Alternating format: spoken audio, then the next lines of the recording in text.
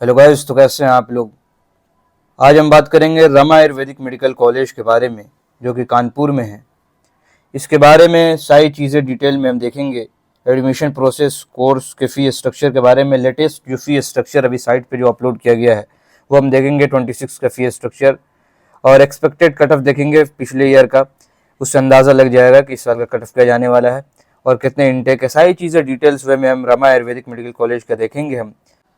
हाँ तो दोस्तों, अब हम बात कर लेते हैं रमा आयुर्वेदिक मेडिकल कॉलेज के बारे में। तो सबसे पहले हम लोकेशन की अगर हम बात करें तो ये कानपुर में स्थित है। वहाँ पे एक जगह है रमा सिटी करके जगह, मंधाना एक जगह है, वहीं पे ये स्थित है। अब हम बात कर लेते हैं कॉलेज के ओवरव्यू के बारे में। सबसे पहले तो एस्टेब्लिशमेंट की अगर हम बात करें तो 2015 में एस्टेब्लिश हुआ था, 2015 में। और इंस्टीट्यूशन की बात करें तो प्राइवेट मेडिकल कॉलेज है ये।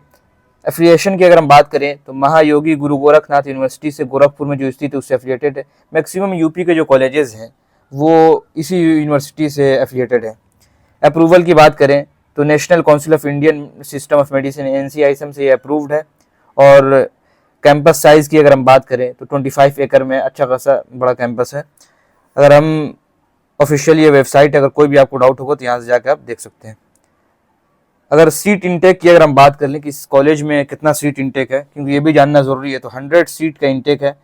क्योंकि सीट के इंटेक भी जानना ज़रूरी है। 60 होता है, कहीं कहीं 50 होता है, तो यहाँ 100 सीट का इंटेक है।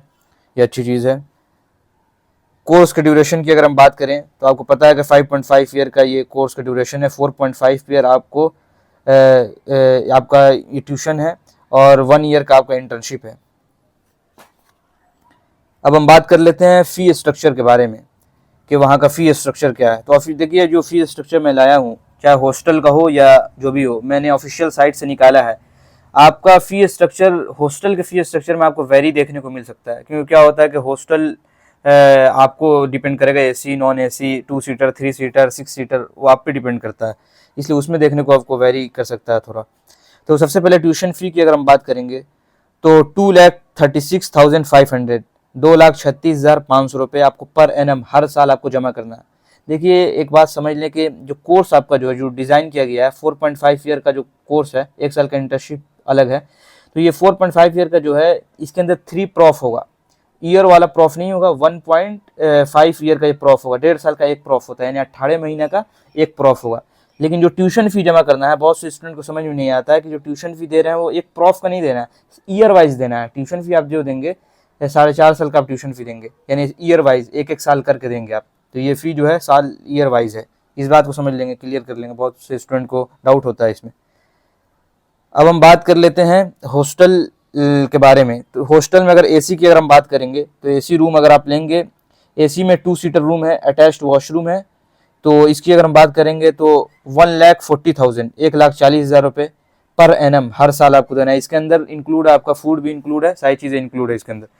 तो एक बात और जान लें कि यहाँ पे हॉस्टल जो है रमा में कंपलसरी हॉस्टल है। यहाँ पे आप छोड़ नहीं सकते हैं, हॉस्टल यहाँ का कंपलसरी है, आप बाहर नहीं रह सकते हैं। तो ये है, यहाँ लिखा हुआ है साफ तौर से कंपलसरी है। हॉस्टल नॉन AC की अगर हम बात करें तो 1,20,000, 1,20,000 रुपये, जो 2 सीटर है, अटैच्ड वॉशरूम है, ये नॉन AC का है। यानी AC और नॉन AC में आपको फ़र्क 20,000 का है, 20,000 रुपये का। हॉस्टल नॉन AC की अगर हम बात करें तो नॉन AC कॉमन की बात करें तो 1 लाख आपको पर एनम आपको देना है। ये भी 2 सीटर कॉमन वॉशरूम है। अब हम बात कर लेते हैं सिक्योरिटी डिपॉजिट की। तो ये 50,000 आपको जमा करना है। 1 टाइम रिफंडेबल होता है। सिक्योरिटी मनी पहले ईयर में बस जमा करना रहता है, ये आपको रिफंड कर दिया जाएगा जब आपका पूरा कोर्स कंप्लीट हो जाएगा। 4.5 ईयर का कोर्स कंप्लीट होने के बाद आपको ये 50,000 रुपये रिफंड कर दिया जाएगा। ये सिक्योरिटी के तौर पे लिया जाता है। कई जगह हॉस्टल का भी सिक्योरिटी लिया जाता है। अब हम बात कर लेते हैं आगे कट ऑफ के बारे में। देखिए, कट ऑफ जानना बहुत ज़रूरी है। आपको हर वीडियो में बताता हूँ कि कट ऑफ आप खुद देख लें, आप कॉलेज के भरोसे ना रहें कि आपका अगर नंबर कम है, मार्क्स कम है, आप पहले देख लें। किसी कॉलेज में आपको एडमिशन लेना है तो आप पहले देखें कि उस कॉलेज का कट ऑफ 2 साल का, मिनिमम 2 साल का ट्रेंड आप देख लें, 2 ईयर का ट्रेंड, कि क्या इस कॉलेज में रैंक जा रहा है। रैंक देख लें, उस हिसाब से नंबर आपको अंदाज़ा लग जाएगा कि क्या रैंक जा रहा है, तभी आप कुछ कॉलेज में एडमिशन लें। क्योंकि क्या होता है, कई दफ़ा फ्रॉडिंग होता है कॉलेज वजह से। कॉलेज वाले कहते हैं कि आपका एडमिशन हो जाएगा, कम मार्क्स पे भी हो जाएगा, और जब क्योंकि कॉलेज के हाथ में कुछ नहीं होता, इस बात को समझ लिया आप। सारी चीज़ें गवर्नमेंट के थ्रू होती है, कॉलेज के हाथ में कुछ नहीं है, NCISM के थ्रू ही एडमिशन होगा आपका। तो इस बात को आप ध्यान रखेंगे, आप खुद से पहले देख लेंगे उसके अंदर लाई कर रहा है कि नहीं आपका कट ऑफ। तो ये कट ऑफ मैं 25 का कट ऑफ आपको सामने में ला दिया हूँ। तो सबसे पहले हम राउंड 1 की अगर हम कट ऑफ देखेंगे, राउंड 1 की अगर हम कट ऑफ की बात करें तो राउंड 1 में क्लोजिंग रैंक जो गया था, लास्ट राउंड तक क्लोज जो हुआ था, ये 7,45,800, ये लास्ट में ये क्लोज हुआ था 7,45,000 में ये क्लोज हुआ था ये। अब हम बात करें, ये 24 का कट ऑफ है, सॉरी ये 24 का कट ऑफ है। और ओपन स्टेट रैंक की क्लोजिंग रैंक की अगर हम बात करें तो वो था 6,99,600, यानी 7 लाख के आसपास ये गया था, ये 7.5 लाख के आसपास गया था। अब राउंड 2 की अगर हम बात करें तो ऑल इंडिया रैंक की क्लोजिंग रैंक की बात करें तो 2,61,600, 2,61,000 के आसपास गया था। और स्टेट रैंक की अगर हम बात करें क्लोजिंग रैंक तो 2,41,000 के आसपास गया था, 2,41,700। और मॉपअप राउंड की बात करें तो मॉपअप राउंड में स्टेट रैंक के लिए था 3.5 लाख के आसपास गया था, इस बात को ध्यान रखेंगे आप। और ये है 25 का कट ऑफ है। 25 का कट ऑफ थोड़ा सा हाई देखने को मिला था आपको, बहुत ज़्यादा हाई था। वो ऑफिशियल पे हमने देखा है तो 25 का कट ऑफ जल्दी शो कर नहीं रहा था, लेकिन ज़्यादा कॉलेज का ज़्यादा जाता है कट ऑफ, रमा का कट ऑफ ज़्यादा जाता है।